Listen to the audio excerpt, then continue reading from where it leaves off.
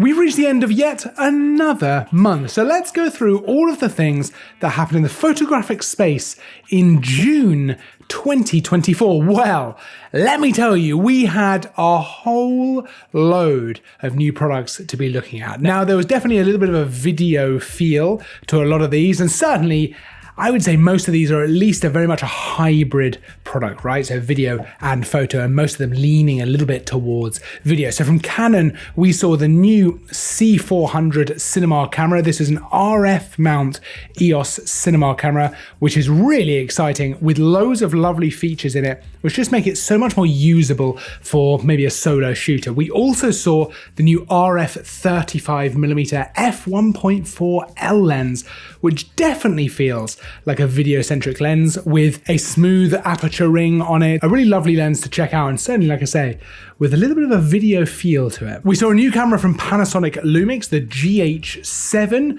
which, if you're familiar with the GH range, is certainly a video-focused camera. Absolutely. And actually, I've got to say, I loved using it. It's got a lot of the great features we saw in the S5 II, so things like the much improved phase detect autofocus, things like 32-bit floating point audio, which is fantastic to see and gives you a bit of a different audio option in camera rather than maybe having to use something external to record things. And of course, we saw a new camera from Nikon, the new Nikon Z6 III. Now, we got to go up to Nikon headquarters to check this camera out, and this is an exciting camera, especially if you're a hybrid shooter like me, photo and video.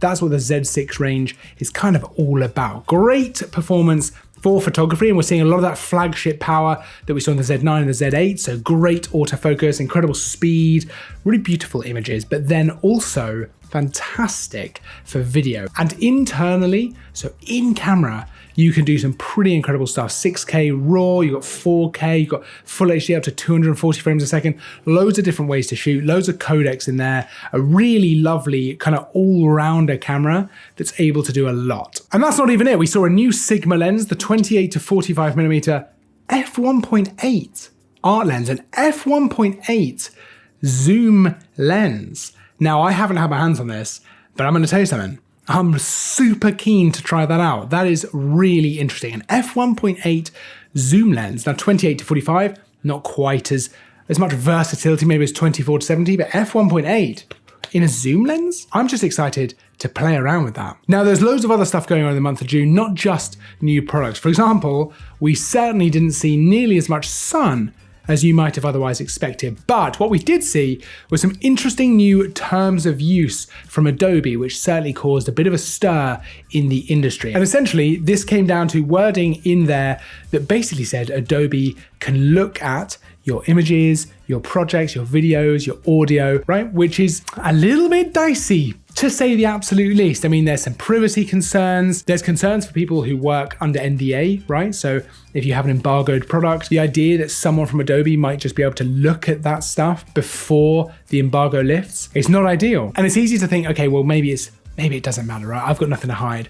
But it's a bit of a slippery slope, right? Once you get people looking in at your stuff whenever they want, it does start to get a little bit dicey, and certainly there's some privacy concerns there. Now, Adobe said not to worry about it, which is, I guess, great. And this really is just scratching the surface of this, but I'd love to know your thoughts about this. Have you got any concerns about that? Is that something that you think about?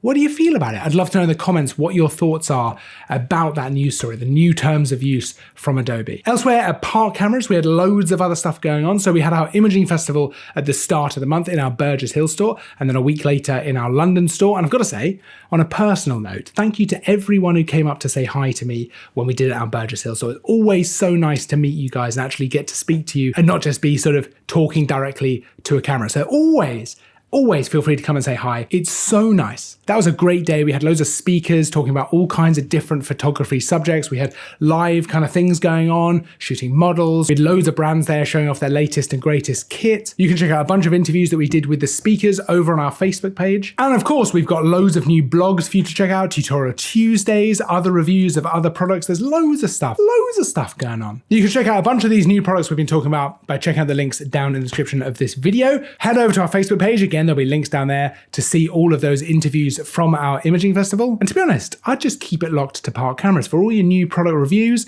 the new products coming out, tutorials. There's new stuff all the time. All the time. Don't forget to like and subscribe. I'll see you in the next video, but until then, as always, thanks for watching.